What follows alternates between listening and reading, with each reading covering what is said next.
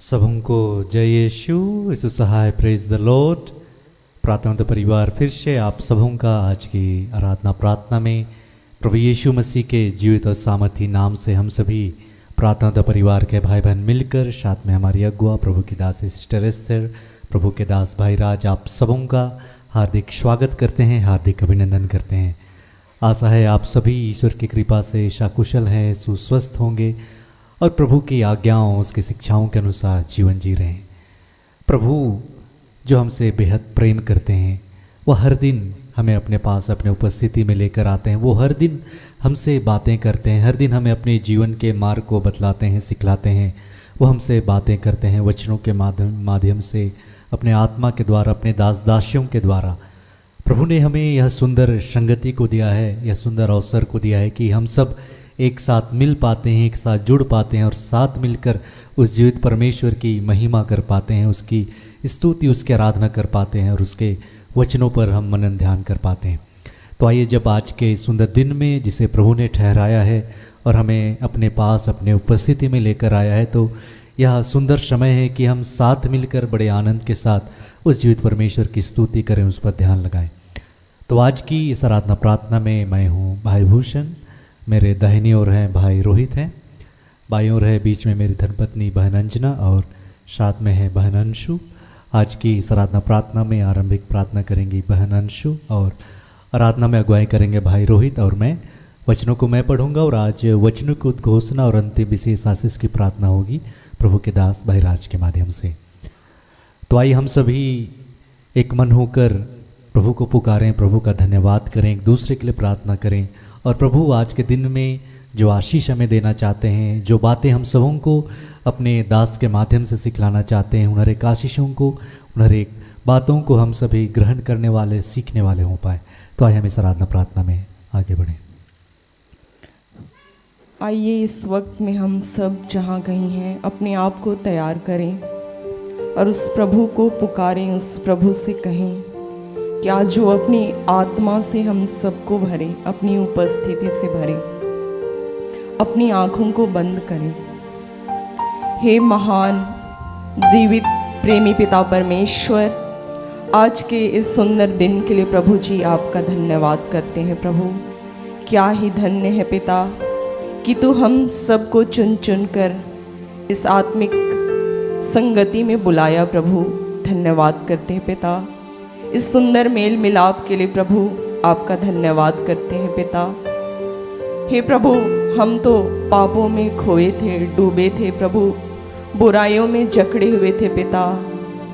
तूने हम सबको चुन चुन कर बुलाया पिता, हमारे हर गुनाहों से हमें आज़ाद किया पिता, स्वतंत्र किया पिता, हमें शुद्ध किया, पवित्र किया पिता और अपने पास बुलाया प्रभु। इस प्रार्थना योद्धा परिवार में जोड़ा प्रभु। धन्यवाद करते पिता, धन्यवाद करते हमारे अगुवे सिस्टर स्थिर ब्रदर राज के लिए, उनके अभिषेक के लिए, उनके सुंदर जीवन के लिए प्रभु, इस आराधनालय के लिए प्रभु जी धन्यवाद करते हैं। आज की प्रार्थना सभा को प्रभु जी आपके हाथों देते हैं पिता। हे प्रभु जी, हर बात का नियंत्रण आपके हाथों समर्पित करते हैं पिता। इस मौसम के लिए आपका धन्यवाद करते हैं पिता, अपने प्रिय जनों के लिए आपका धन्यवाद करते हैं। इस घड़ी जो यहाँ एकत्र हैं पिता और जो YouTube के माध्यम से जुड़ रहे हैं, जुड़ने वाले उन सबको प्रभु जी हम सबको आत्मा में एक करते हैं पिता। और हे प्रभु जी, अपने हर गुनाहों के लिए तुझसे क्षमा चाहते हैं पिता, अपने आप को विनम्र करते हैं पिता, अपना सर झुकाते हैं, अपने हर गुनाहों को मान लेते हैं पिता कि हमने पाप किया प्रभु, हमने गुनाह किया प्रभु, तेरे बच्चों को दुखित किया प्रभु, तेरी आज्ञाओं शिक्षाओं का पालन नहीं किया प्रभु, तुझसे क्षमा चाहते हैं। हे पिता, इस प्रार्थना सभा को अपनी महिमामय आत्मा से तू भर दे प्रभु, एक एक अपने बच्चों को अपनी आत्मा से भर दे पिता। हर दुष्टता की बातें, हर भटकाने वाली बातें यीशु के नाम से समाप्त करते हैं पिता। आज उस प्रभु से कहें हमें अपनी प्रज्ञा, बुद्धि, ज्ञान से भरे कि हम सच्चाई से, खराई से तेरी आज्ञाओं शिक्षाओं का हम पालन कर सके पिता। हम जानते हैं प्रभु, हम अपने बल, शक्ति, सामर्थ्य से नहीं कर सकते पिता, तो अपने अभिषेक से भर, अपने सामर्थ्य से भर, अपने बल से भर प्रभु, और हमें अपने साथ चलने की कृपा को उंडेल। अब तक तूने अपनी अनुग्रह दया से हम सबको बचाया है प्रभु, वैसे ही हमारे जीवन के अंतिम पल, अंतिम सांस तक प्रभु तू हमें बचाएगा पिता, हमें संभालेगा प्रभु, ऐसा विश्वास आज हम करते हैं पिता। तू सचमुच महान है, सर्वशक्तिमान है पिता। हमने अपने जीवन में तेरी शक्तिमता को देखा है प्रभु। हम जानते हैं प्रभु तेरे बगैर प्रभु कुछ भी कार्य संभव नहीं है पिता।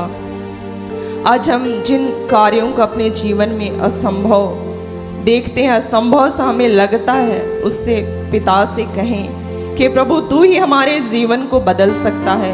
तो वो महान परमेश्वर है, हमारे जीवन की हर परिस्थिति को क्षण भर में बदल सकता है। धन्यवाद करते पिता इस प्रार्थना सभा को तूने ठहराया प्रभु कि आज जिन शरीरों का इस्तेमाल कर रहा है प्रभु, उन सब से होकर तू बातचीत करेगा प्रभु, अपनी आत्मा को उंडेलेगा। इस घड़ी प्रभु स्तुति आराधना में अपनी उपस्थिति को तू देना पिता, और हे प्रभु हम तुझे और करीब से महसूस कर सके पिता। सचमुच प्रभु जब कभी हम तुझे ढूंढते हैं, पुकारते हैं, तू हमारी सुनता है प्रभु। हम धन्यवाद करते पिता इस सुंदर समय को तूने दिया प्रभु। धन्यवाद करते हैं मौसम पर, म्यूजिक सिस्टम पर, हर एक बातों पर प्रभु जी आपका नियंत्रण है। सब कुछ आपके हाथों देते हैं पिता, और धन्यवाद के साथ इन प्रार्थनाओं को यीशु के नाम से मांगते हैं। इसे सुन और स्वर्ग के राज्य में ग्रहण कर। आमीन। आइए इस घड़ी हम जितने आराधनालय में हैं, हम प्रभु के आदर सम्मान में खड़े हो जाएंगे।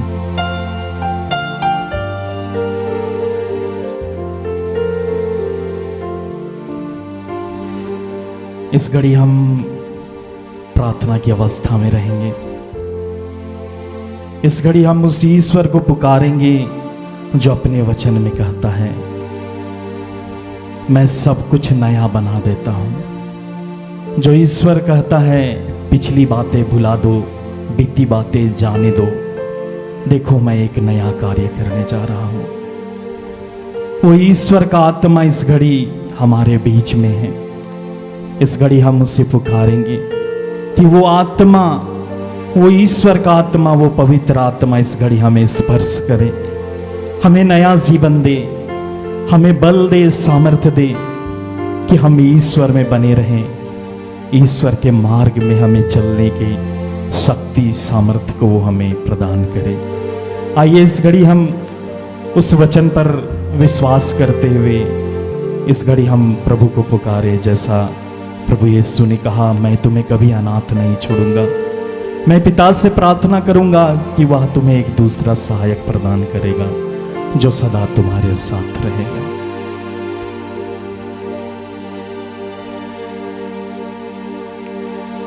मुझ में तू आ जा,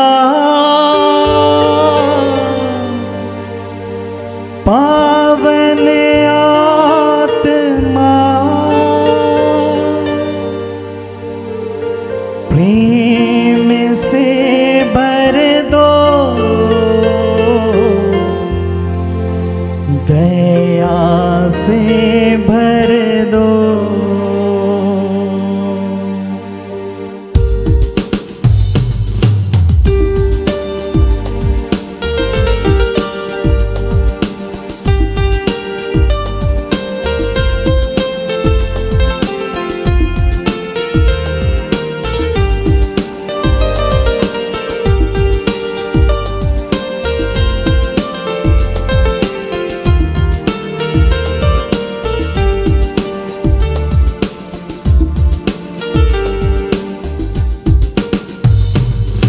नया जीवन मुझे दे दो, पावन आत्मा। नया जीवन मुझे दे दो, पावन आत्मा। अपनी शक्ति से भर दो, पावन आत्मा। शक्ति से भर दो, पावन आत्मा। नया जीवन जीवन मुझे दे दो पावन आत्मा, नया जीवन मुझे दे दो पावन आत्मा, अपनी शक्ति से भर दो पावन आत्मा, अपनी शक्ति से भर दो पावन आत्मा।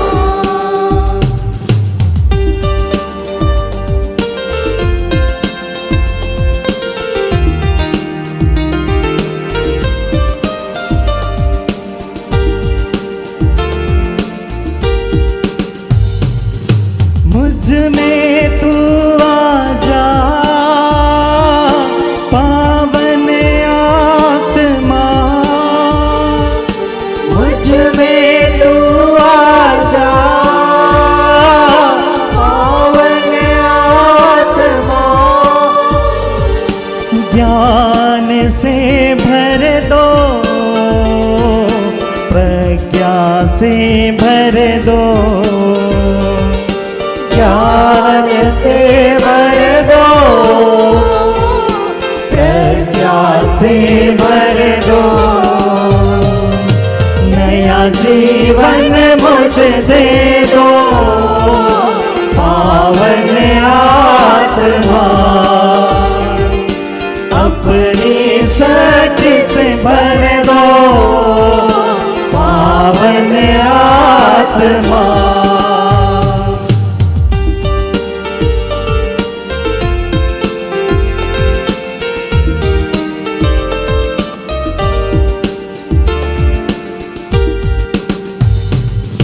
मुझ में तू आजा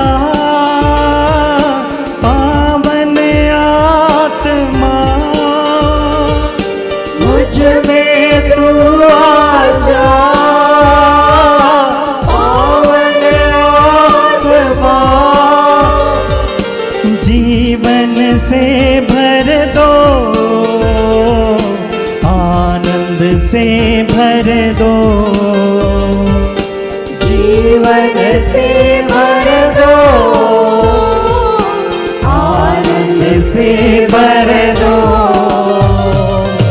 नया जीवन मुझे दे दो पावन आत्मा, अपनी शक्ति से भर दो पावन आत्मा।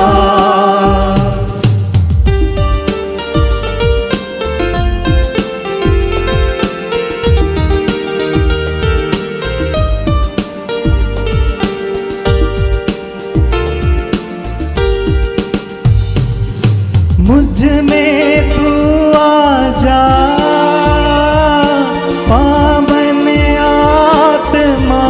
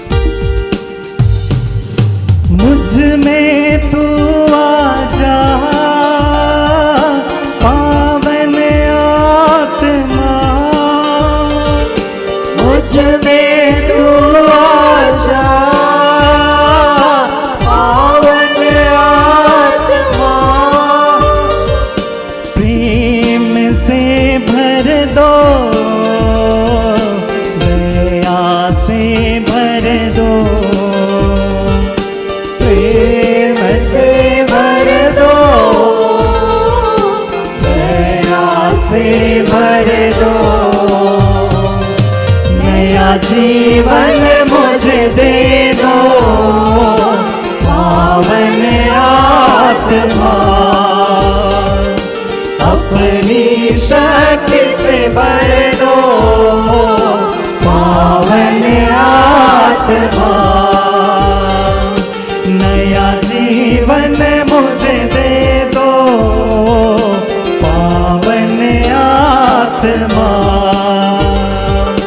नया जीवन मुझे दे दो, पावन आत्मा अपनी शक्ति से भर दो, पावन आत्मा अपनी शक्ति से भर दो, पावन आत्मा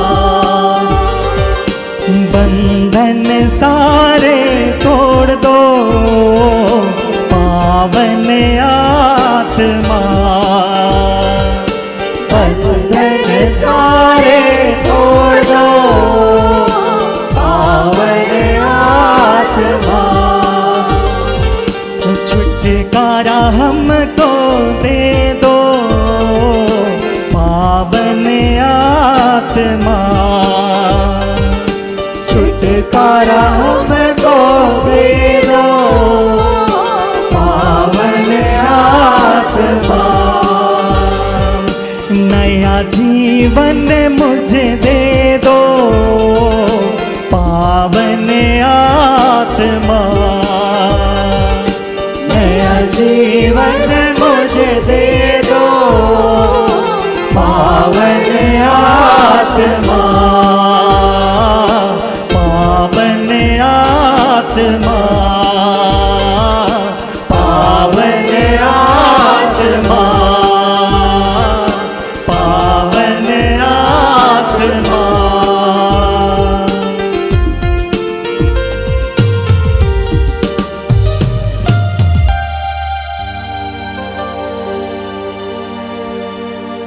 आइए हम फिर से उस जीवित परमेश्वर को पुकारें जो हमें हर दिन नया जीवन को देता है, जो कहता है मुझे पुकारो और मैं तुम्हारी प्रार्थनाओं का सुनकर उसका उत्तर दूंगा, जो खुले हाथों सब कुछ देता, जो कहता है जिनमें प्रज्ञा का भाव है वो प्रज्ञा मांगे और वह खुले हाथों सबको देता है।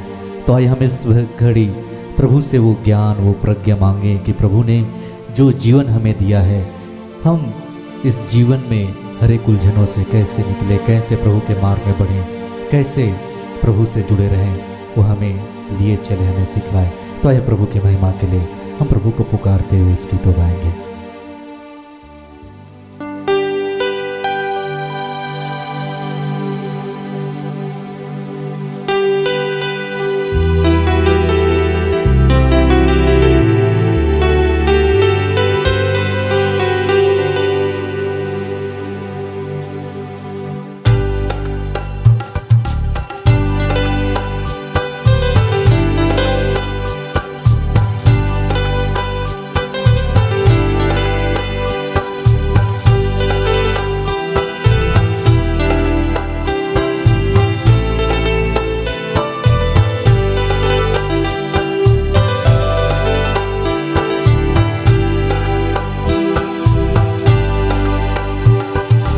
मुझको सिखाना यीशु जीवन में तेरा वचन, मुझको सिखाना मसीह, मुझको सिखाना यीशु जीवन में तेरा वचन, मुझको सिखाना मसीह, मुझको सिखाना यीशु जीवन में तेरा वचन, मुझको सिखाना मसीह, मुझको सिखाना यीशु जीवन में तेरा वचन, मुझको सिखाना मसीह।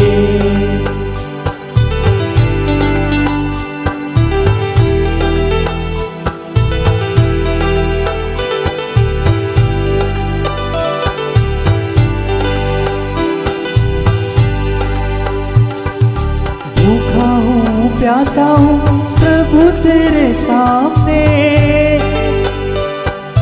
भूखा हूँ प्यासा हूँ प्रभु तेरे सामने, भूखा हूँ प्यासा हूँ प्रभु तेरे सामने, भूखा हूँ प्यासा हूँ प्रभु तेरे सामने। मुझको सिखाना यीशु जीवन में तेरा वचन, मुझको सिखाना मसीह,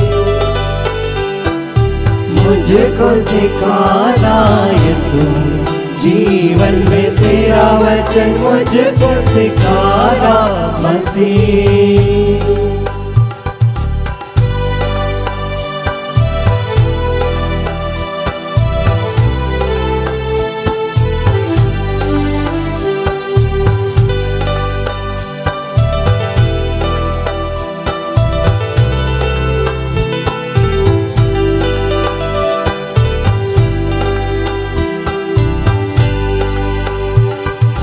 पापी हूँ दोषी हूँ प्रभु तेरे सामने, पापी हूँ दोषी हूँ प्रभु तेरे सामने, पापी हूँ दोषी हूँ प्रभु तेरे सामने, पापी हूँ दोषी हूँ प्रभु तेरे सामने।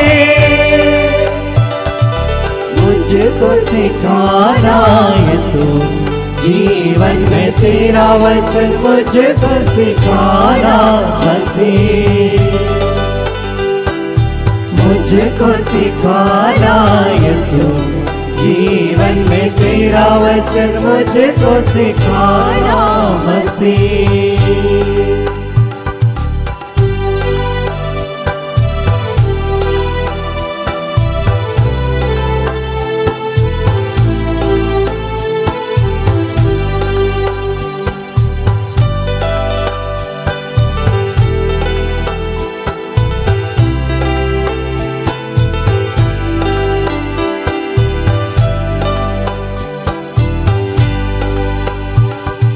निर्बल हूँ दुर्बल हूँ प्रभु तेरे सामने,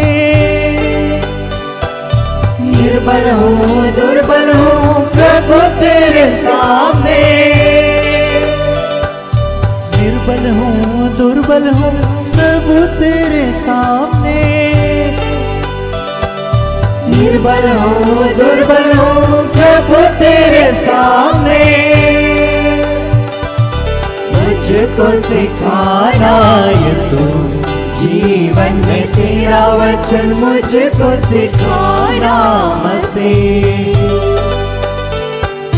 मुझको सिखाना यीशु जीवन में तेरा वचन, मुझको सिखाना मसीह, मुझको सिखाना यीशु जीवन में तेरा वचन, मुझको सिखाना मसीह,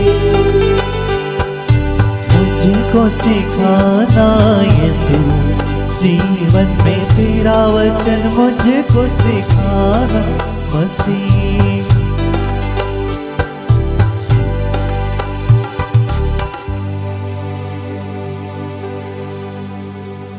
धन्यवाद पिता, तेरी हम महिमा गाते प्रभु, तेरी स्तुति करते, तेरे नाम को ऊंचा उठाते, तुझे धन्य कहते, सब कुछ आपके हाथों सौंपते, समर्पित करते हुए इस आराधना, इस प्रार्थना को हम यीशु नाम में पिता आपको चढ़ाते हैं। सुनकर आनंद से अपने ईश्वर के राज में ग्रहण कीजिए। आमीन आमीन। हम आज के लिए ठहराए गए वचन को सुने, जिस वचन पर आज हम मनन करने वाले हैं, जिसे प्रभु ने हमें अपनी बेटी, अपनी दासी, हमारी अगुआ सिस्टर एस्तर के माध्यम से दिया है। आज के लिए ठहराया गया वचन है नीति वचन से, जिसे सुक्ति ग्रंथ भी कहते हैं, अध्याय 19 पद संख्या 2 और 8। सोच विचार के बिना उत्साह हानिकर है, जो जल्दबाजी से आगे बढ़ता वह भटकता है, जो प्रज्ञा प्राप्त करता वह अपना हितकारी है, जो समझदार है वह फूलेगा फलेगा। यहाँ तक यह प्रभु की वाणी है।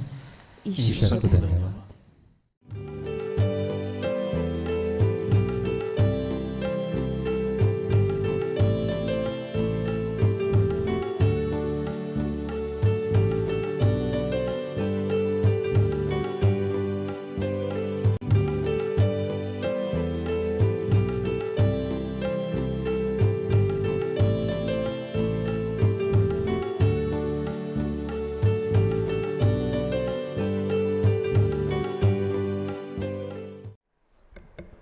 सबको जय यीशु, यीशु सहाय, प्रेज द लॉर्ड। आइए हम प्रार्थना करें।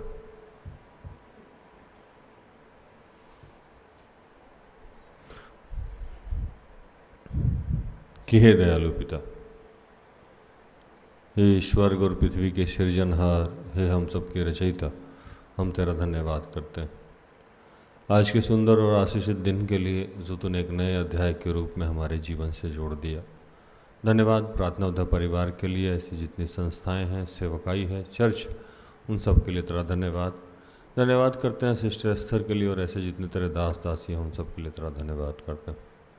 इस वक्त जहाँ से जितने लोग मुझे देख रहे हैं, सुन रहे हैं, उन सब के लिए तेरा धन्यवाद। अपने जीवन, अपने परिवार, अपने जीवन से जुड़े तेरा चुनाव के लिए तेरा धन्यवाद करते हैं। तू जानता है कि हम सब में अनगिनत ऐसे कार्य किए हैं अब तक जो आपकी इच्छा के विरुद्ध है, उसके लिए तुझसे क्षमा चाहते हैं। अपने पुत्र यीशु के लहू से धो के शुद्ध और पवित्र कीजिए और जो भी इस वक्त हम सबको सिखाना समझाना चाहते हैं उसके लिए हमारी मदद कीजिए। जो भी डिस्टर्बेंस की बातें हैं, जो भी रुकावट की बातें हैं, वो सब यीशु के नाम से समाप्त करते हैं। धन्यवाद किया प्रार्थना प्रभु यीशु के जीवित और पवित्र नाम से मांगते हैं। दया से सुन और स्वर्ग के राज में ग्रहण कर, आमीन। आज जो वचन मिला हम लोगों को, वो नीति वचन, जिसको सुक्ति ग्रंथ भी कहते हैं, 18-19 का 2 और 8। मनुष्य का ज्ञान रहित रहना अच्छा नहीं है और जो उतावली से दौड़ता है वो चूक जाता है। जो बुद्धि प्राप्त करता वो अपने प्राण का प्रेमी ठहरता है और जो समझ को रखे रहता है उसका कल्याण होता है।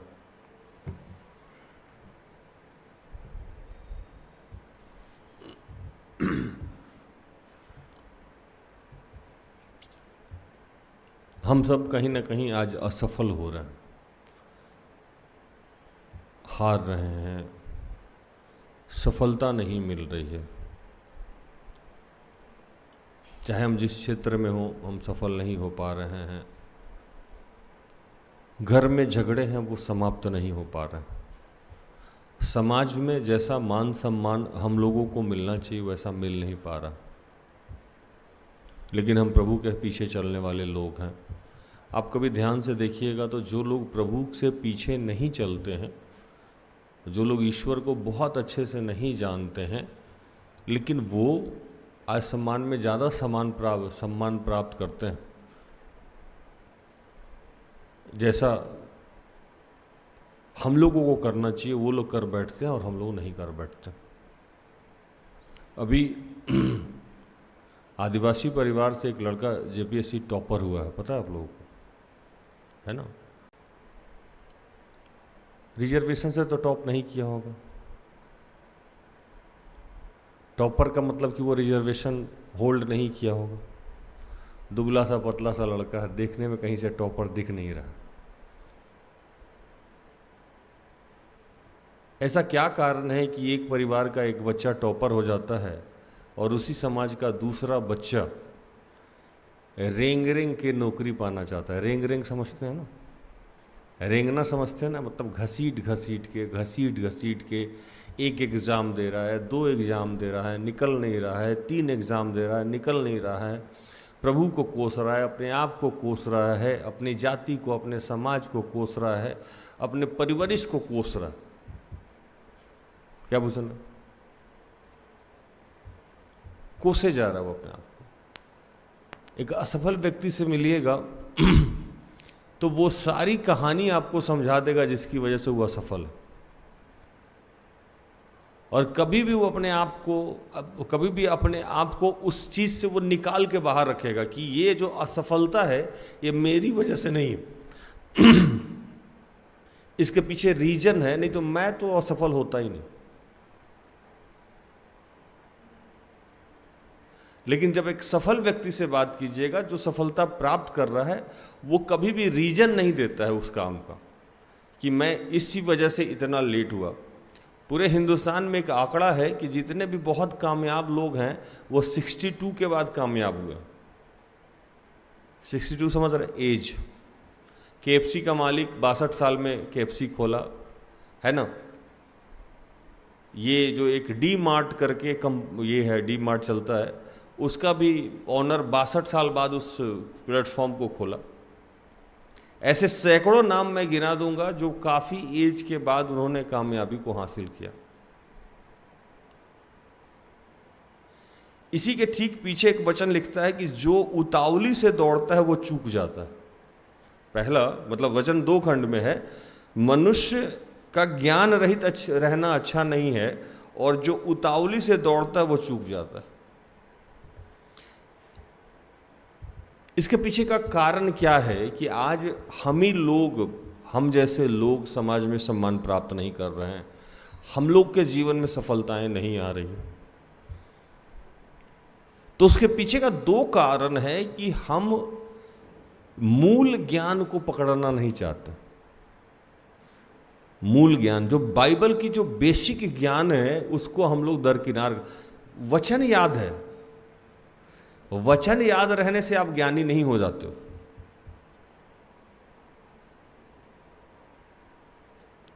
आप बचपन में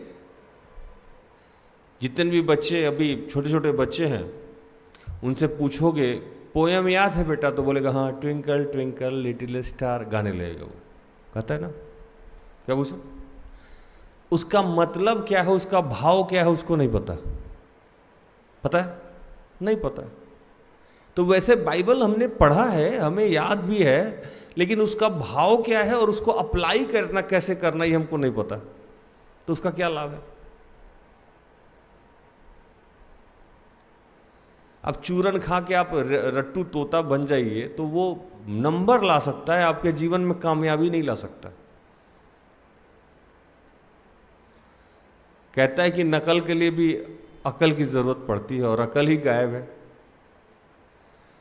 क्योंकि हमने बुद्धि का महत्व नहीं समझा, बुद्धिमान होना नहीं चाहते हैं। और बुद्धिमान होने के लिए बाइबल को समझना होगा, बाइबल के गहराई में जाना होगा। और कहता है कि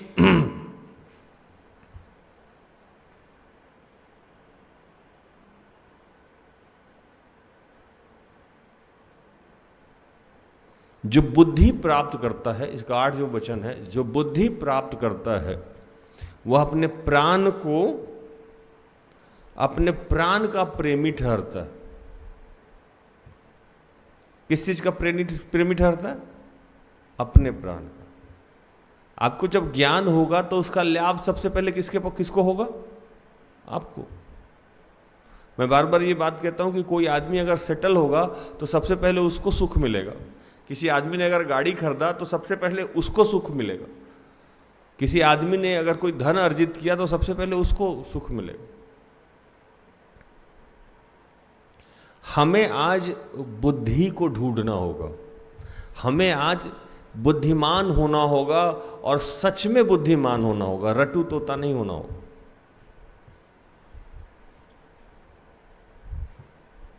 और बुद्धिमान आदमी कभी भी बेचैन नहीं होता है। जो बुद्धिमान होगा उसको कोई जीवन में हड़बड़ाहट नहीं होगा, वो उतावलीपन नहीं करेगा। जैसे मैंने उदाहरण दिया KFC, DA मार्ट, ऐसे बहुत सारे उदाहरण हैं जो बेचैन नहीं थे, उनको पता था कि आज नहीं तो कल हम कामयाब हो जाएंगे।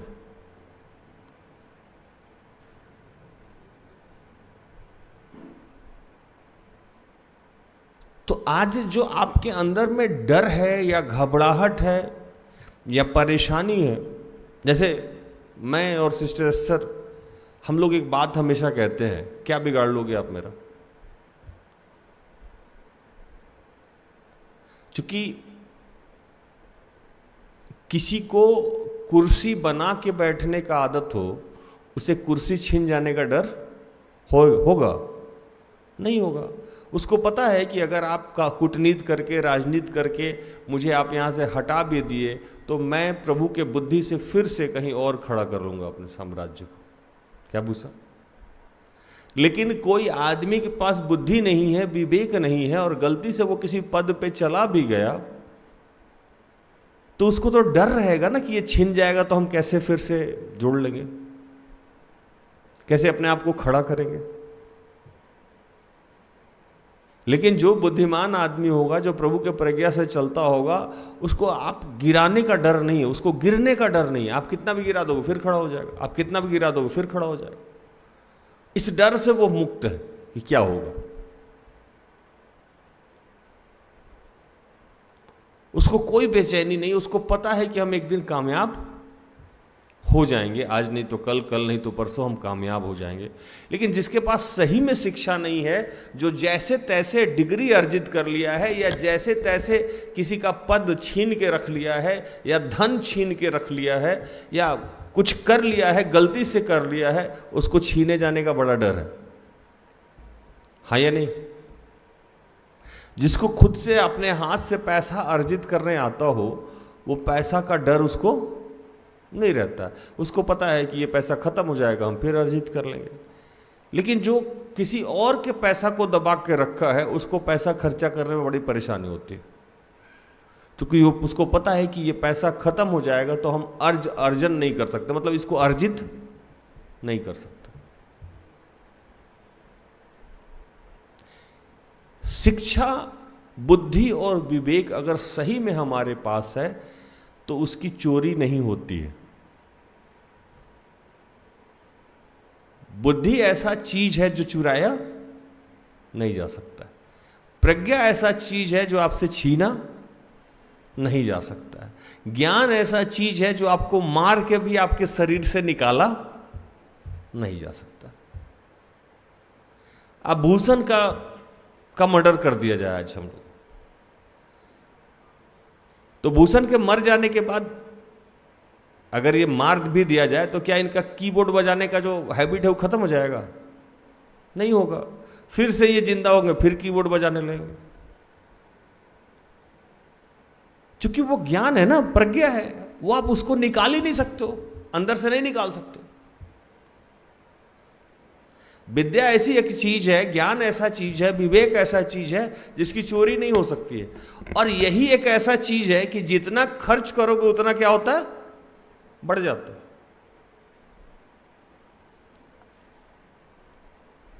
जब भी भूषण भाई आते हैं या कोई और प्रचारक आता है तो हम लोग बैठ के ना वचन पे डिस्कस करते हैं, और वचन पे डिस्कस करते हैं। प्रभु हम लोग को प्रज्ञा देता है और सारी कहानी को हम लोग संक्षेप में समझा के कि अच्छा प्रचार का थीम ये होना चाहिए। और मुझे कभी भी ये भय नहीं लगता है कि मेरा सारा कंटेंट तो ये लोग जाके बोल देगा तो हम क्या बोलेंगे। कई बार डर लगता हो ना, डर लगना चाहिए ना कि हम ही इनको बता रहे हैं, तब जब मेरा प्रचार आएगा तो हम क्या जो बोलेंगे। तो ये लोग सारा प्रचार, जितना बच्चा लोग है सारा प्रचार जाके बोल देता है। ये डर मुझे नहीं लगता है, क्योंकि पता है कि वो कंटेंट जो है, वो प्रचार का जो थीम है, जितनी बार मैं बताऊंगा उतना ज़्यादा होगा, घटेगा नहीं। अगर ऐसा रहता तो जितने शिक्षक हैं, प्रोफेसर हैं, वो पढ़ाना बंद कर देते। हम पढ़ लिए हैं, अब हम पढ़ाएंगे नहीं, क्योंकि खर्चा हो जाएगा तो मेरा खत्म हो जाएगा। लेकिन जितने शिक्षक हैं, चाहे जिस भी क्षेत्र में, वो जितना पढ़ाते हैं उनको उतना ज्ञान बढ़ जाता है। आज जो विश्वासी परिवार है, जो प्रभु को मानता है, उसे एक डायरेक्शन में जाना होगा और उसको सही में ज्ञान अर्जित करना होगा। रटू तोता नहीं बनना होगा, उसको सही में प्रज्ञा अपने अंदर जाने देना होगा। सच्चा प्रज्ञा जो बाइबल हमें सिखाती। और अगर आप ऐसा करते हैं तो अपने आत्मा, अपने प्राण को आप बचाएंगे, और इससे आप ही का लाभ होगा, किसी और का लाभ नहीं होगा। प्रज्ञा होना चाहिए इंसान के अंदर। बिना प्रज्ञा का आदमी एक डब्बा है। क्या है? खाली डब्बा, कोई भी बजा के चला जाता है। और वो आदमी हर चीज पे किस पे डिपेंडेंट होगा? किसी और पे। जैसे एक छोटा सा बेबी, छोटा सा बच्चा, उसको आप कुछ भी बोलो तो किससे जाके पूछेगा? मम्मी से, पापा से, क्योंकि उसको बुद्धि और विवेक नहीं है। वो क्या है? वो खाली डब्बा है। अभी उसको ज्ञान नहीं है, विवेक नहीं है, तो उसको हर बात के लिए किसी पे डिपेंडेंट रहना पड़ता है।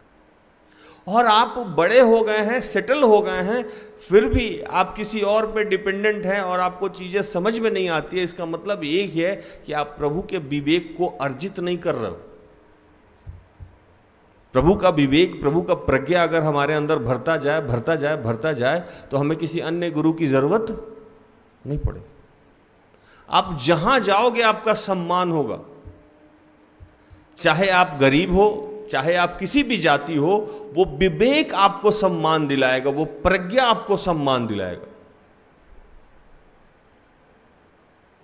आप किसी भी क्षेत्र में चले जाओ, आपकी हानि नहीं हो सकती है। मेरे बाइबल का एक फेवरेट कैरेक्टर है जिसको यूसुफ कहते हैं हम लोग। यूसुफ को बचपन में उसके भाइयों ने उसे बेच दिया। जिसने खरीदा उसने अपने साम्राज्य का मुखिया बना दिया उसको। कौन था वो?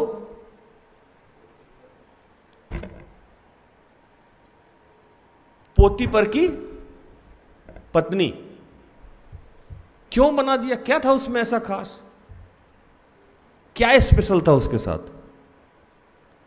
प्रज्ञा, बुद्धि।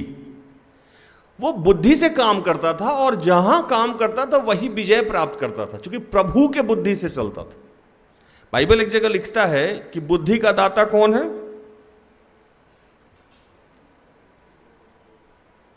प्रज्ञा का स्रोत जो है वो ईश्वर है, यीशु है। और जो उसका भय मानते हैं, जो उसके मार्ग पे चलते हैं, उसका बुद्धि रोज बढ़ते रहता है। पढ़िए एक का साथ। यहोवा का भय मानना बुद्धि का मूल है, बुद्धि और शिक्षा को मूढ़ ही लोग तुझ जानते हैं।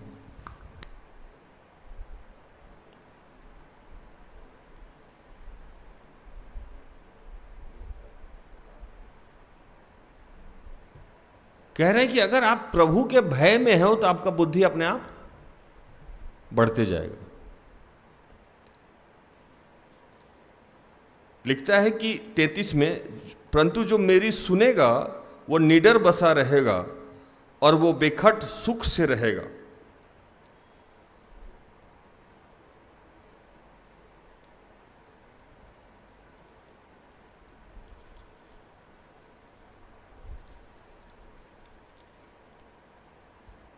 एक जगह एक वचन लिखा हुआ है 3 का 35, पढ़िए।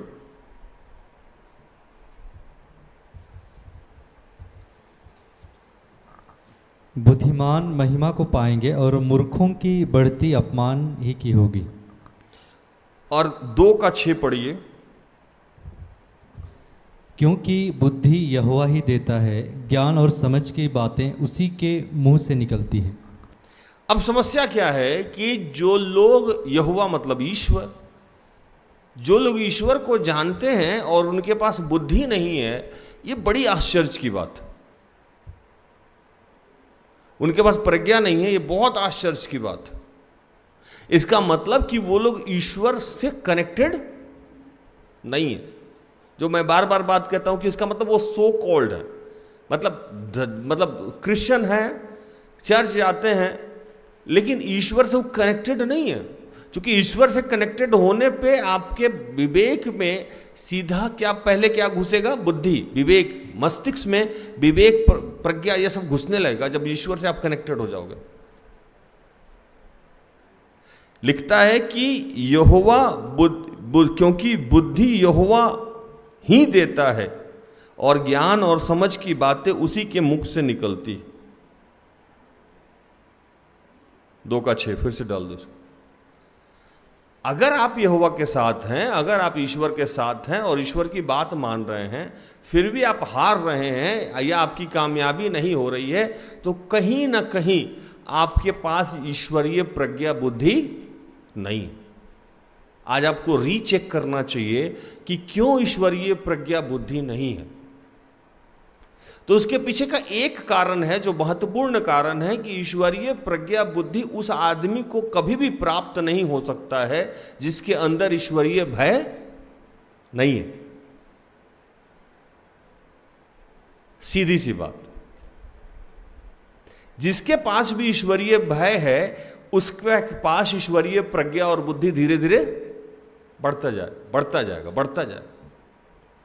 मैंने इन दिनों एक चीज देखा है कि जितने लोग पुराने हो जाते हैं उनसे उनका ना भय समाप्त हो जाता है ईश्वरीय, या बड़ों का भय, या अगुआ का भय, या डिसिप्लिन का भय, या रूटीन का भय, या सिस्टम का भय। वो क्या होता है, धीरे धीरे वो इतना यूज टू हो जाते हैं, उनको लगता है सब तो मेरा ही है, सब तो अपना ही है, अब क्या करें, ऐसे ही करेंगे। तो वो जैसे जैसे भय समाप्त होगा वैसे वैसे आपसे प्रज्ञा भी दूर होगा। और जैसे जैसे ईश्वरीय भय होगा, तो ईश्वरीय भय होगा तो बड़ों का भी सम्मान करेंगे आप, सीनियर का भी सम्मान करेंगे, डिसिप्लिन भी मेंटेन करेंगे, रूटीन भी मेंटेन करेंगे, सब चीज। मतलब भय, ईश्वरी भय मानने का मतलब क्या है? एक जगह लिखा कि तुम अगर मुझसे प्रेम करते हो तो मेरी शिक्षाओं का पालन करोगे। अगर हमको ईश्वर का भय है, ईश्वर से प्रेम है, तो उसकी शिक्षा का पालन करेंगे। यूसुफ को यह बात पता था, और यूसुफ में इतना प्रज्ञा था, ईश्वरीय प्रज्ञा, इतना बुद्धि था, इतना ज्ञान था कि वो घर से अकेला निकला। शरीर पे जो वस्त्र था वो वस्त्र भी छीन लिया गया था, जो अंगरखा था वो लेके चला गया था लोग। शायद आपको याद नहीं है कहां लेके गया था लोग, उसके पिताजी के पास, और उसमें जानवर का खून लगा के ले गया था कि देख यूसुफ अब बचा नहीं। लेकिन यूसुफ के पास ईश्वरीय प्रज्ञा और ईश्वरीय प्रज्ञा था, और उससे वो चलता रहा। जब जिसने उसको खरीद के गुलाम बनाना चाहा, उसने उसे वहां का मालिक बना दिया। हालेलुया। प्रज्ञा कितना महत्वपूर्ण है कि जिसने उसे गुलामी के लिए खरीदा था, वो खुद अपने हाथों से उसे वहां का मालिक बना दिया। भूषण, प्रज्ञा क्यों बना रहा? तो यूसुफ में भय था। पोतीफर की पत्नी जब उससे अनैतिक संबंध बनाना चाहती थी तो उन्होंने मना कर दिया। उसको ये भय था कि मैं अगर प्रभु के भय के विरुद्ध जाऊंगा तो मेरी प्रज्ञा समाप्त हो जाएगी, और अगर मैं इनके भय के विरुद्ध जाऊंगा तो ये धन आज है कल तो चला ही जाएगा, लेकिन अगर प्रभु का भय समाप्त हो जाएगा तो फिर से मैं खड़ा नहीं हो सकता हूं। टेम्परेरी में बच जाऊंगा लेकिन रिकंस्ट्रक्शन मेरा नहीं हो सकता। और उसका लाभ हुआ, वो प्रभु के भय में बना रहा, प्रभु के प्रज्ञा उसके पास बनी रही। प्रभु का जब प्रज्ञा उसके पास बना रहा तो उसके जीवन में एक क्या हुआ, पोतीफर की पत्नी ने उसे अरेस्ट करवा दिया। अरेस्ट जब हुआ वो, तो अरेस्ट के होने के बाद वो जेल में भी जब गया तो जेल का मुखिया बना दिया गया। हालेलुया। ये बात तो आप कभी नहीं जानते होंगे कि जेल में भी उसे कैप्टन बना दिया गया। वो जहां जाता था वहां उसको क्या किया जाता था, शीर्ष पे वहां के जेलर ने उसे कैप्टन बना दिया। अब लीजिए, पहले पोतीफर अपने घर का कैप्टन बना दिया, फिर उसको जेल हो गई, वहां का वो कैप्टन हो गया। क्या था उसके पास? प्रज्ञा, प्रभु का बुद्धि था उसके पास, जिसको ये लोग डिस्ट्रॉय नहीं कर पा रहा था, कोई डिस्ट्रॉय नहीं कर पा रहा था। उसको चाहे जेल भेज दिया, चाहे बेच दिया, वो उसके साथ साथ चल रहा था, और वो जहां जा रहा था वहीं सम्मान फिर से मिल जा रहा था। लोग कितना भी उसको गिरा देना चाह रहा था, फिर से वो खड़ा हो जा रहा था। ये बुद्धि है। यही बुद्धि चाहिए आज हम सब लोगों को, कि आपका धन छीन लिया जाए, आपका कपड़ा छीन लिया जाए, आपका सब कुछ छीन लिया जाए और फिर छोड़ दिया जाए। प्रभु के बुद्धि से आप फिर से खड़े हो जाओ। मेरा घर छूटा, परिवार छूटा, समाज छूटा, और मैं यहां आया और प्रभु के प्रज्ञा से फिर से क्या हुआ, खड़ा हो गया। मैं कुछ लेके नहीं आया था, लेकिन प्रभु ने फिर से मुझे खड़ा कर दिया। सिस्टर एस्तर एक मोबाइल लेके आई थी रांची शहर में। क्या लेके आई थी? एक मोबाइल बिना चार्जर का। ये कई बार वो कहानी सुनाई थी। एक मोबाइल बिना चार्जर का और किसी बच्ची के दुष्ट आत्मा ग्रसित थी, उसको मुक्त करने के लिए वो आई थी, सेम डे विजिट करके रिटर्न हो जाना था उनको। तो कोई भी आदमी कुछ भी लेके नहीं जाएगा। तोरपा से रांची की दूरी कितनी है? 70 kilometre, up and down 140 kilometre. तो तोरपा से यहाँ आई जस्ट उस बच्ची को देखने और शाम को लौट जाना था, और प्रभु ने इन्हें रोक दिया। लेकिन प्रभु के प्रज्ञा से आज इनके जीवन में सब है। लाई साथ में क्या थी? एक मोबाइल। लेकिन प्रभु का प्रज्ञा इस कदर इनके अंदर कूट कूट के भरा हुआ है कि कोई डिग्री, कोई शिक्षा, ना MBA है, ना इंजीनियर है, ना CA है, वकील भी नहीं है, सिपाही भी नहीं है, कोई चीज नहीं है, फिर भी इतनी साम्राज्य की मालकिन है। क्या पूछा? और इतना सारा घर चलता उनके माध्यम से। चलती हैं तो साथ में इतनी सारी गाड़ियां चलती, वो भी एक कलर की। मेरे जैसा 6 फीट के आदमी को ऊपर बैठा हुआ रूल करती। जितने डॉक्टर्स हैं, इंजीनियर हैं, प्रोफेसर हैं, DDC हैं, सब लोग आके उनसे अगुवाई लेता है। क्या है उनमें? बुद्धि, विवेक, प्रज्ञा, ईश्वरीय प्रज्ञा। उनसे ये आप छीन नहीं सकते। उनको आप जंगल में भेज दो, वहीं खड़ी हो जाती है। लोहाडी में आई, फिर खड़ी हो गई। तोरपा छोड़ी, वहां से कांटा टोली में गई, वहां खड़ी हो गई। कांटा टोली से हटी, यहां आई, यहां खड़ी हो गई। अरे गजब है, आपको जहां भेजा जाता है वहीं सेटल हो जाते हैं। ऐसा स्पेशल आप में क्या है? और आज हम जहां हैं वहां हमारी सेटलमेंट नहीं हो रही है, हम परेशान हैं, हमारा नौकरी नहीं हो रहा, हमारा बिजनेस हो रहा, हमारी समस्या का समाधान नहीं हो रहा। क्यों नहीं हो रहा है? इसका मतलब कि आपके अंदर प्रभु का प्रज्ञा नहीं है, आपके पास प्रभु की बुद्धि नहीं है। आप कह जरूर रहे हैं कि हम भैया ईश्वर को मानने वाले हैं। अगर आप ईश्वर को मानने वाले हैं तो आज ये सोचना है कि हमारे अंदर प्रभु का प्रज्ञा बुद्धि क्यों नहीं है। अगर है तो हम फिर विजय को प्राप्त क्यों नहीं कर रहे?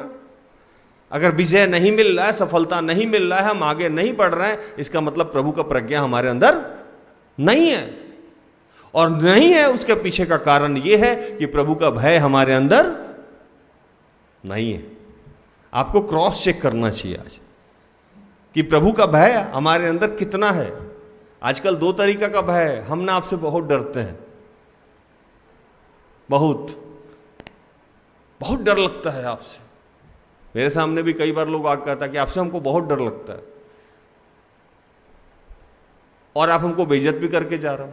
ये डरने का सिस्टम आज तक हमको समझ में नहीं आया। आपको हमसे बहुत डर भी लगता है और आप उल्टा पुल्टा बोल के भी जा रहे हो, बदतमीजी भी करके जा रहे हो। ये कौन सा डरना है? अगर आप ईश्वर से डर रहे हो, आप बड़े से डर रहे हो, आपके अंदर ईश्वरीय भय है, तो आप उसकी शिक्षा और आज्ञा के अनुसार चलोगे ना, तब ना भय है। कि बोल रहे हो भय है, भय है, भय है, लेकिन आपको जहां जो करना है कर लीजिए, हम तो अपनी ही करेंगे। ये कैसा भय है? तो आपके अंदर अगर प्रभु का प्रज्ञा नहीं है, इसका मतलब ईश्वरीय भय नहीं है। आपको भय, ईश्वरीय रिश्ता ठीक करना होगा। कई बार मैं रात में सोने के समय में या सुबह में प्रेयर करने के समय में अपने मोबाइल को चार्ज में डालता हूं। आप लोग भी डालते हो? अरे कितने लोग मोबाइल को चार्ज में डालता है? हाथ उठाइए। हिला जी नहीं डालते हूँ, हाथ नहीं उठाए। उनका मोबाइल डायरेक्ट चार्ज हो जाता है। वकील हैं, ऐसे ही चार्ज हो जाता होगा। वकालत में गर्मी बहुत है ना, वहाँ बात से चार्ज हो जाता हो। कभी कभी आप देखें कि प्लग कर दिए और देखे कि जाके निकाल लेते तो चार्ज ही नहीं हुआ। लेकिन मोबाइल 2-3 घंटा प्लग है उसमें और देख रहे तो जाए तो फिर भी लाल ही दिखा रहा है। भूषण, ऐसा हुआ है तुम्हारे साथ? कभी हुआ तुम्हारे साथ? क्या हुआ था वो? अनामिका बोली, भैया स्विच ऑन नहीं हुआ था, स्विच ऑन नहीं हुआ था। आज हम प्रभु के साथ बैठ जरूर रहे हैं, स्विच ऑन नहीं हो रहा है। बाइबल पढ़ रहे हैं, संगति कर रहे हैं, सब कर रहे हैं, लेकिन ना वो सप्लाई नहीं हो रहा है। क्योंकि कहता है कि जैसे हम उसका भय मानेंगे उसका प्रज्ञा हमारे अंदर ट्रांसफर होने लगेगा।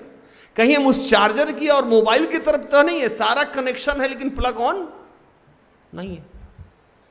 अगर आप 100% भय मानने लगिएगा तो आज तक हिस्ट्री है कि जैसे आप ईश्वरीय भय में बढ़ने लगिएगा किसी भी चीज का अभाव आपको नहीं हो ही नहीं सकता है, क्योंकि वो सबसे पहले जो देता है वो क्या देता है? बुद्धि। ईश्वर जो सबसे पहले आपको देता, ट्रांसफर देता, हम पैसा चाहिए, हमको धन चाहिए, नौकरी चाहिए, नहीं, वो एक ऐसी शक्ति हमारे अंदर डाल देता है जिसके होने से सब कुछ आ जाता है। अगर धन देगा तो खत्म हो जाएगा, समृद्धि देगा तो खत्म हो जाएगा, घर देगा तो गिर जाएगा, टूट जाएगा, गहना देगा कोई चोरी कर लेगा, लेकिन वो ऐसा चीज दे देता है, सबसे पहले ऐसा चीज देने लगता है जिसकी चोरी नहीं हो सकती है, जो छीना नहीं जा सकता है, और उसके माध्यम से, उसी के स्रोत से हम बार बार तरक्की किए जाते हैं, बार बार तरक्की किए जाते हैं। जैसे यूसुफ जब जेल में गया तो वहां भी वो उसको चीफ बना दिया गया। अब लीजिए, वहां भी चीफ हो गया, उसके अंदर बुद्धि था, वो तो खाली हाथ जेल गया था। कभी आप जेल गए हैं? मैं भी नहीं गया हूं। जेल जाने पे एक नियम है कि पूरा वस्त्र आपका उतार दिया जाता है। क्या इल्ला जी, आप तो देखी होंगी, वकील है,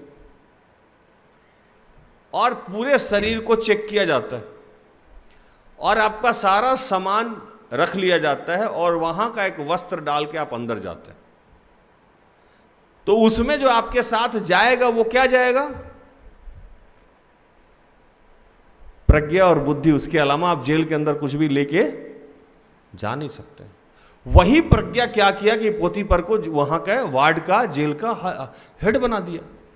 और हेड बनने की वजह से क्या हुआ कि फिरौन के यहां से 2 व्यक्ति अरेस्ट होके आया था, एक खिलाने वाला, एक पिलाने वाला। नॉर्मल भाषा में समझिए कि रसोइया आया था, उसका हेड, खिलाने वाला का हेड और पिलाने वाला का हेड। जो लोग नए हैं उनको बताऊं कि जो बड़े लोग होते हैं उनको 10-20 आदमी खिलाने वाला रहता है, उसका एक हेड भी रहता है, और ड्रिंक सर्व करने के लिए भी 10-20-50 लोग रहता है, उसका भी एक हेड रहता। तो उस खिलाने वाला का हेड और पिलाने वाला का हेड दोनों आया था।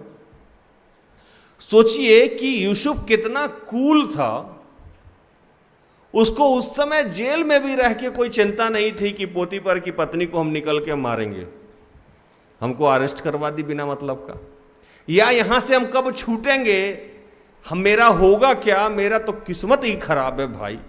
सगा भाई बेच दिया, जहां गए वो उसका पति हमको इतना बड़ा सम्मान दिया, फिर पत्नी जेल भेजवा दी, अब यहां से हम निकलेंगे कैसे? अगर 24 घंटा वो बात ये सोचता रहता तो उसको क्या जेल का हेड बनाया जाता? फिर वो अपने काम में ध्यान ही नहीं देता। तो बुद्धिमान आदमी की एक और खासियत है कि वो भविष्य और भूत के बारे में सोचता नहीं,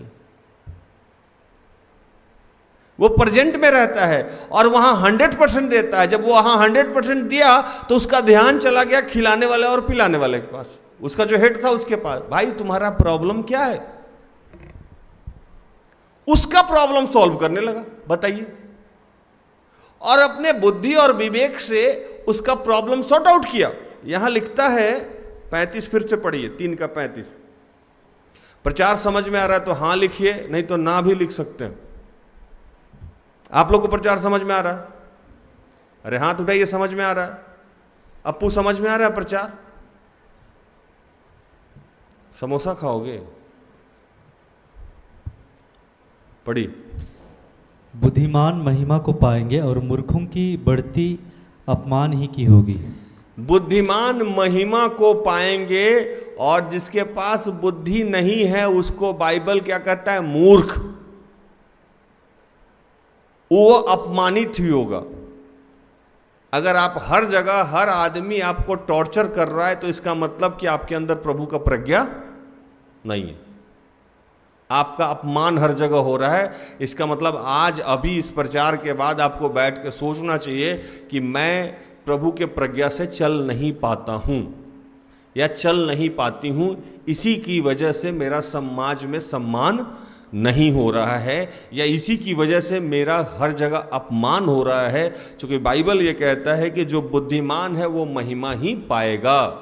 महिमा नहीं पाएगा, महिमा ही पाएगा। मतलब कंफर्म है कि उसको सम्मानित किया जाएगा, क्योंकि उसके अंदर प्रभु का प्रज्ञा है।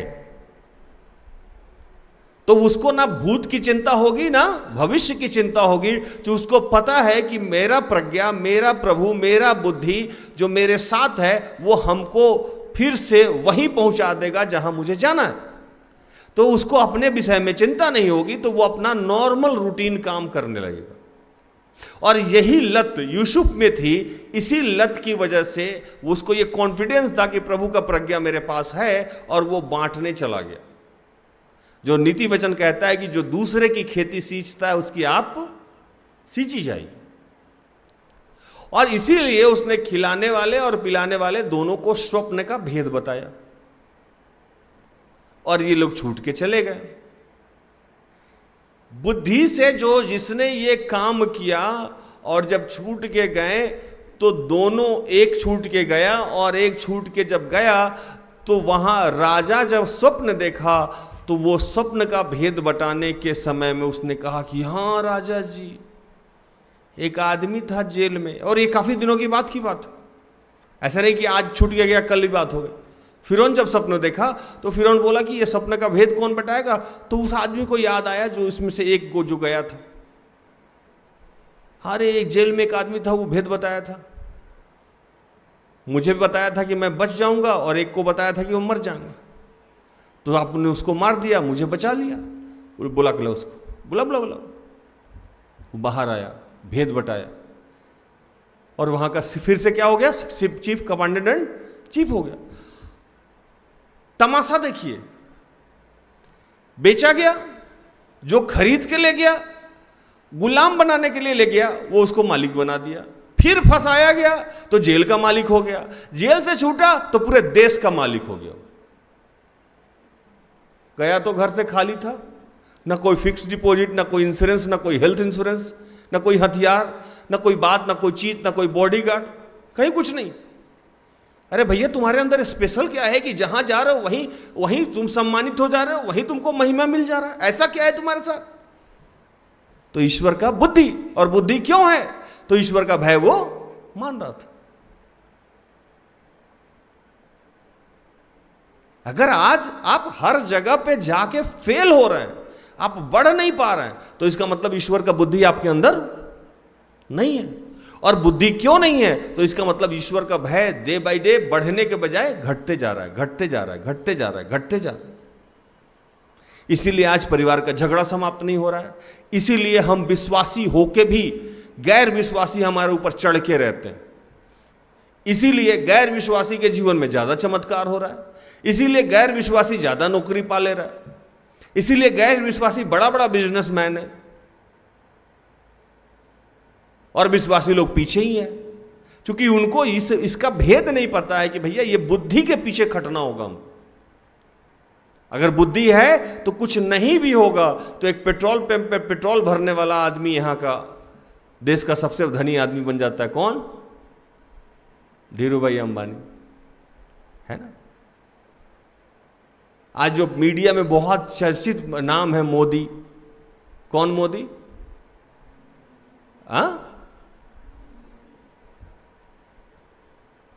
अपने मोदी साहब प्रधानमंत्री जी विवेक से कहां पहुंच गए? वो प्रधानमंत्री हो गए, है ना। एक और जो बिजनेसमैन का नाम आता है, वो कुछ ही दिन पहले कपड़ा बेचते थे साइकिल पे घुमा घुमा के, जो भी मीडिया में बहुत चर्चित थे। क्या नाम था उनका? उनका भी नाम छोड़ दीजिए, मैं क्यों लूं, है ना। ऐसे बहुत सारे लोग हैं जो बुद्धि से, ज्ञान से वहां पहुंच गए। और आज अपने समाज का एक बच्चा जो यूपीएससी टॉपर हुआ है ना, वो तो नहीं रोता होगा कि मुझे रिजर्वेशन क्यों नहीं मिला, मुझे रिजर्वेशन क्यों नहीं मिला, है ना। या वो नहीं रोता होगा कि हर बार जब हम एग्जाम देने जाते हैं ना भैया, एग्जाम कैंसिल हो जाता है, फॉर्म मेरा रिजेक्ट हो जाता है, मेरा तो एडमिट कार्ड ही नहीं आता है। जितने नहीं पढ़ने वाले बच्चे हैं उनका कहानी सुनने में हमको बड़ी मजा आता है। केबिन में विभिन्न प्रकार का कहानी सुनाते हैं। अलग अलग कहानी सुना के और इतनी दर्द भरी दास्ता बताते हैं कि लगता है बेचारा को पेड़ा खिला दो, इसको कुछ पैसा दे दीजिए। इतना ज़्यादा तकलीफ में पूरे विश्व में कोई आदमी नहीं हो सकता है। लेकिन उसी आप जहां से हैं वहीं से कोई बच्चा जेपीएससी टॉपर हो गया। ये सारी परेशानियां उसे भी आई होगी जो आपको आती है। ऐसा नहीं है कि आप वो अलग से एलियन कोई आया है, लेकिन उस परेशानियों के बीच में भी वो प्रभु के प्रज्ञा से चलते गया और महिमा पाया। क्या पाया? महिमा। बुद्धिमान क्या पाएगा? महिमा पाएगा। उसको जहां भेज दीजिएगा वहीं सेटल हो जाएगा, क्योंकि उसके पास प्रभु का प्रज्ञा है। प्रज्ञा का कीमत समझिए, बुद्धि का कीमत समझिए, बुद्धि को अपनाइए। ये आपको बचाएगा हर प्रॉब्लम से, यही आपको बचाएगा, क्योंकि ये दिखता भी नहीं है।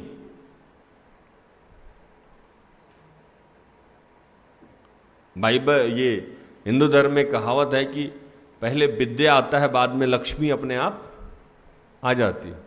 लेकिन जिसके पास लक्ष्मी पहले आ जाए और उसके पास विद्या नहीं है, मतलब साधारण भाषा में जिसके पास धन आ जाए और वो मूर्ख हो, तो उसका धन कौन खा लेगा? दूसरा कोई।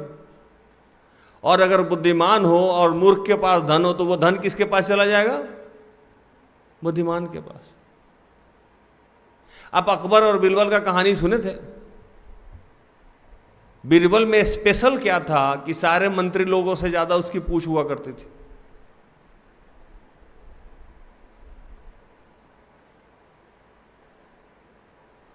क्या स्पेशल था?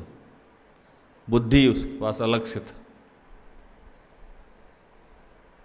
आज हम एडवाइजर रखते हैं, पीए रखते हैं। नेता लोग जब बड़ा बड़ा नेता हो जाता है, मंत्री हो जाता है, तो आपको पता है कि उनका एक सेक्रेटरी नियुक्त किया जाता है, वो आईएएस और आईपीएस रैंक का होता है। क्यों? क्या देता है उनको? ज्ञान देता है, बुद्धि। मंत्री जी इधर नहीं इधर, दाएं नहीं बाएं चलिए, ऐसे नहीं ऐसे उठिए। बुद्धि उसका। सरकार का आज सारा प्लान जो बनाता है वो कोई बुद्धिमान आदमी बनाता है, नेता नहीं बनाते हैं। नेता संशोधन करते हैं। बुद्धि का इंपॉर्टेंस समझिए, प्रज्ञा का इंपॉर्टेंस समझिए, और प्रज्ञा और बुद्धि पाने के लिए आपको ईश्वरीय भय की जरूरत पड़ेगी। बिना भय का प्रभु का बुद्धि और ज्ञान आपको नहीं मिलेगा। बहाना बनाना छोड़िए। एक कहानी सुना के मैं समाप्त करूं। एक आदमी बड़ा गरीब था, भूषण, मेरी तरह, है ना? गरीब आदमी था, उसके पास कुछ नहीं था बेचारे के पास। कोई एक बैलगाड़ी और 2 बैल था। क्या आपको कितना था? एक बैलगाड़ी, उसमें 2 बैल। बैलगाड़ी में अगर एक बैल हो तो चलेगा, इतनी जानकारी है तो 2 ही बैल होगा उसके पास। वो कुछ नहीं करता था, ट्रांसपोर्टिंग का काम करता था। मतलब जिस गांव में रहता था उस गांव का सामान शहर पहुंचाता था और गांव के लोगों की जरूरत का सामान शहर से लाके उसको देता था। एक दिन ऐसे ही इसी से ट्रांसपोर्टिंग करके उसका जीवन चलता था। एक दिन शाम को लौट रहा था, चक्का फंस गया कीचड़ में। बारिश का समय था अभी जैसा। अब उसको कोई बताने वाला रहता है कि आप, आजकल लोगों एक नया गाड़ी आया थार, वो रखता तो नहीं फंसता। क्या पूछता है ना? बैलगाड़ी था बेचारे का, फंस गया। अब बैल को पीटे जाए, कीचड़ से निकला नहीं, थक हार के बैठ गया। जैसे आज हम लोग क्या हो गए, थक हार के बैठ गए। कल एक बच्ची गई मेरी केबिन में, भैया अपना सब कुछ लग रहा है खत्म हो गया। हमके जाती है कि नहीं यहाँ से तुम? उसको लगा हम कुछ बोलेंगे, हमके निकल, बाद में बात करें। वैसे ही बेचारा वो गरीब आदमी थक हार के बैठ गया। बोला कि अब तो सारा सामान इस पे है, कीचड़ है, रात का समय है, कोई आ जा नहीं रहा, धक्का कौन देगा? बगल से एक बाबा गुजर रहे थे मेरी तरह, है ना? बाबा बोले, बेटा वत्स क्या हुआ, क्यों चिंतित बैठ के रो रहे हो? अरे बाबा जाइए अपना काम कीजिए, चले यहाँ भाषण देने। अरे बोलो ना क्या हुआ? दिख नहीं रहा है, बैलगाड़ी फंस गया है कीचड़ में, सामान इसमें लोड है, रात का समय है, कोई आने जाने वाला है नहीं, ये निकलेगा कैसे? आप गांव जा रहे हैं तो बोल दीजिएगा गांव में कि आज नहीं आएंगे, सुबह में जब लोग आवागमन करेगा तो हम निकाल लेंगे। बाबा बोले बेटा कुछ अपना बुद्धि और ताकत तुम ही लगा लो, बैल को मार मार के बैठ गए। बाबा हम अपना बुद्धि ताकत क्या लगाएं? तो बोले एक बार अपना विवेक लगा लो, अपनी ताकत लगा लो, हो सकता है बैलगाड़ी निकल जाए। तो ये क्या कर रहा था कि बैलगाड़ी के ऊपर बैठ के बैल को मारे जा रहा था, कभी पूंछ में, कभी ये कभी वो मारे जा रहा था। बाबा बोले कि बुद्धि लगाओ। तो ये बोला कि अच्छा देखते हैं। ये ले गया, दोनों चक्का के आगे एक एक ईंट रखा और पीछे से थोड़ा धक्का दिया। क्या हुआ? वो बैलगाड़ी क्या हुआ संतोष भाई? निकल गया। आपकी भी स्थिति बेटा यही है आज, जितने लोग हैं। थोड़ा अपने आप को धक्का दे दीजिए, थोड़ा ठंडा दिमाग से सोच लीजिए कि कहाँ गड़बड़ हो रहा है। हो सकता है कि आपका भी जो जीवन रूपी बैलगाड़ी फंस गया है जाके, नौकरी नहीं हो रही है, शादी नहीं हो रही है, समस्या का समाधान नहीं हो रहा है, जहां तहां तिरस्कार मिल रहा है, वो क्या होगा? निकल जाएगा। थोड़ा अपने आप को धक्का दे दीजिए, पुश योरसेल्फ। कोई भी आदमी किसी को बढ़ा नहीं सकता है, हर आदमी को अपने आप को ही धक्का देना पड़ता है। और ये प्रभु के प्रज्ञा से धक्का दीजिए, है ना? बैल बुद्धि मत बनिए, ठीक है? तो प्रभु इन सारे वचनों से आप सबको और मुझे भी आशीषित करे, आमीन। आइए हम आखिरी प्रार्थना में जाए।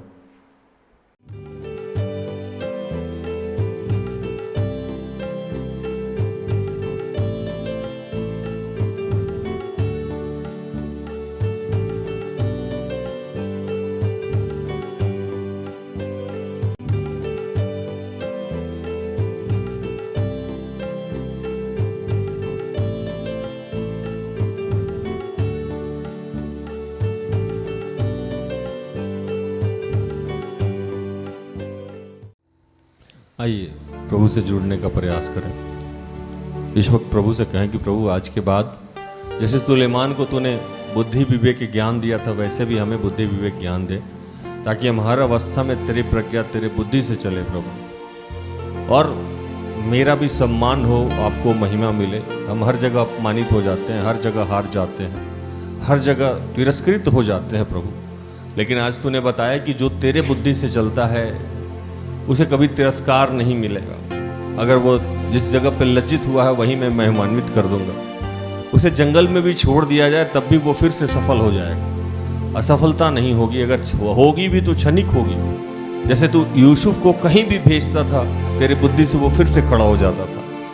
आज हमें भी ये सामर्थ्य दे कि हम भी तेरे प्रज्ञा बुद्धि से चल के जीवन में सफल हों प्रभु। हम भी दाऊद से कह सके कि कौन हमें हरा सकता है, तू खातना रहित है।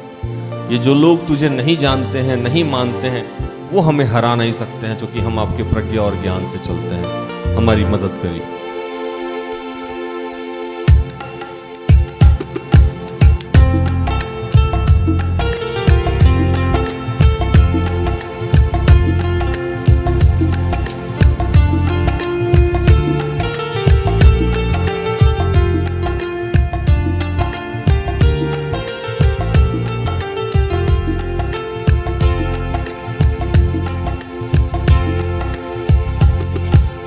अमृतवाणी तेरी, अमृतवाणी तेरी, अमृतवाणी तेरी, अमृतवाणी तेरी, अमृतवाणी तेरी, अमृतवाणी तेरी, अमृतवाणी तेरी, अमृतवाणी तेरी।